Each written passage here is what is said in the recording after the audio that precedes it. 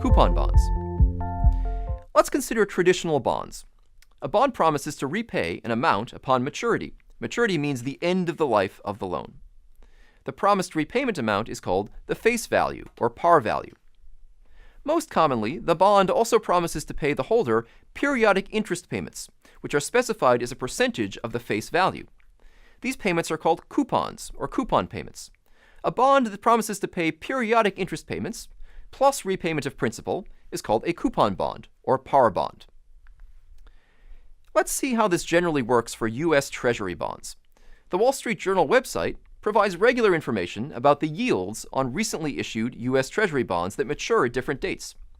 Here are some numbers from their screen on March 6, 2013. Each row of their table represents one bond issue with a different maturity date. So let's consider the line for a bond that matures on February 15, 2023. Given that these are recently issued bonds, I can tell you that this bond was issued on February 15, 2013, with a maturity of 10 years.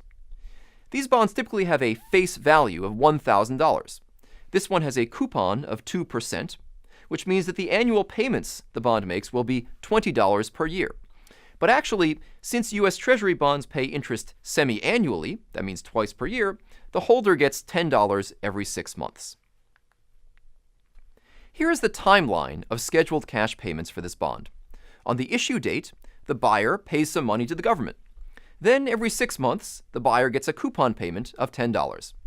That continues until the day of the 20th coupon payment, 10 years from now, when he gets that last $10 coupon payment plus $1,000.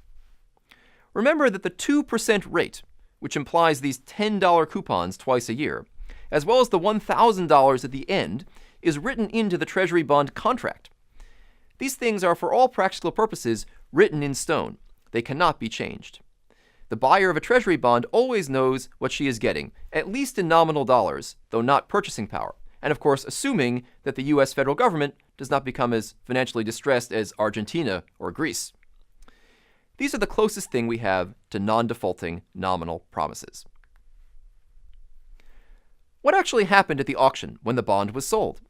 You can find out on the U.S. Treasury Direct website that it sold for $99.5859 per $100 of face value, which is around $995.86 per $1,000 of face value. That means that bond buyers on February 15th were a little less enthusiastic than the government thought they would be when the government set the coupon rate. So, what have we learned about coupon bonds? These are the most standard types of bonds. We took an example of a Treasury bond issued by the U.S. government and looked at its price at issuance and several weeks after it was issued. At the time of issue, investors discounted the future payments a little more than the Treasury Department expected, paying a little less for the bond than the $1,000 face value.